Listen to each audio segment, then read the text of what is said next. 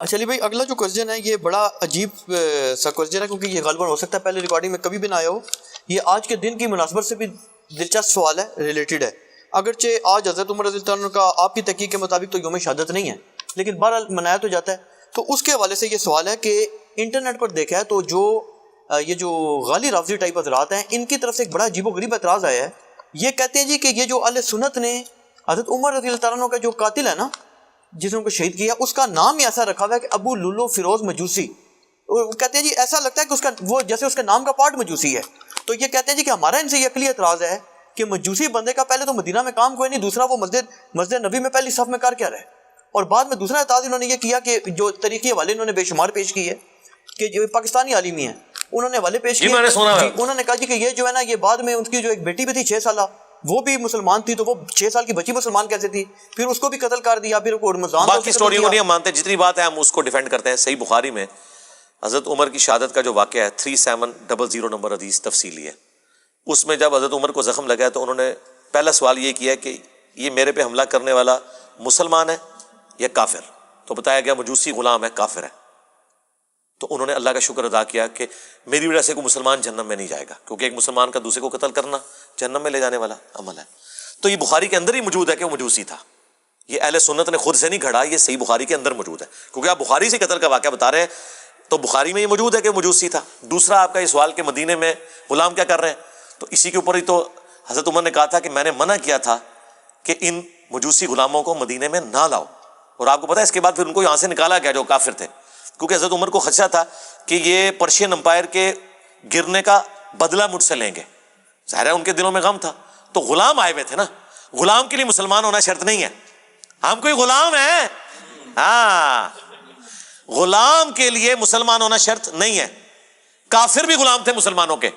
یہ وہ ہوتے تھے جو جنگوں کے دوران قیدی بنائے جاتے تھے، مسلمان انہیں غلام بناتے تھے. اور ان کی عورتیں جو جنگ لڑنے آتی تھیں وہ مسلمانوں کی لونڈیاں ہوتی تھیں، جو جنگ لڑنے آتی تھی، جو پیچھے علاقوں میں تھی وہ نہیں.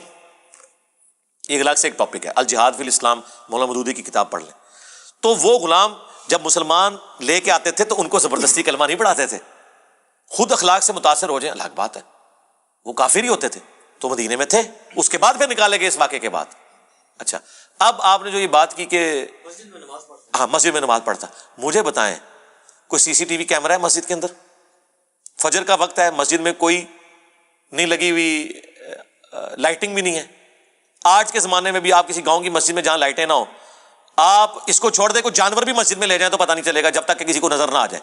اور مجھے بتائیں فجر کی نماز میں ہزاروں کا مجمع، سینکڑوں نہیں ہزاروں کے مجمع میں آج بھی آپ کس جگہ گھسانا چاہتے ہیں؟ میں کسی پادری کو کسی مسلمانوں کی مسجد میں بھیج دیتا ہوں تو آپ یہ کہیں گے پادری مسجد میں کیسے آ گیا؟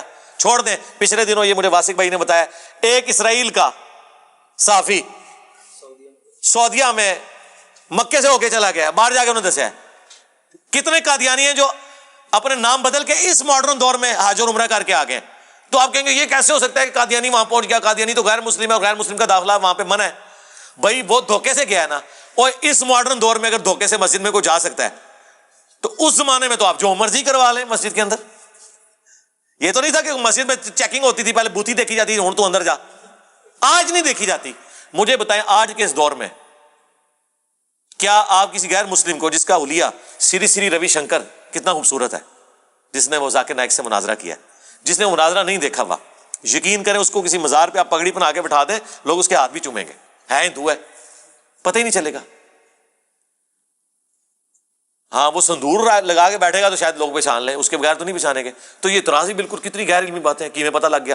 اس طرح کے فضول اعتراضات کرتے ہیں.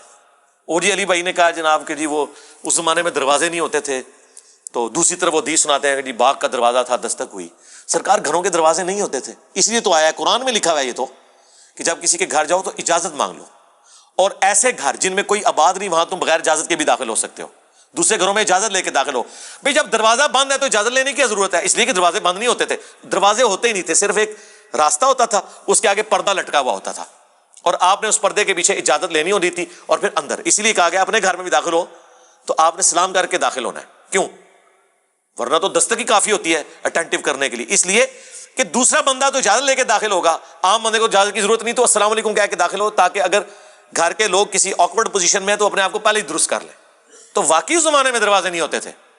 ٹھیک ہے, اسی لیے تو حضور علیہ السلام کے چرپائی کے نیچے وہ کتے کا بچہ چلا گیا تھا, مدینے کا کتا, سگے مدینہ, تو حضرت جبرائیل انٹر نہیں ہو رہے تھے. صحیح مسلم میں آتا ہے, جب نکالا تو حضرت جبرائیل علیہ السلام ہے, اوریجنل سگے مدینہ.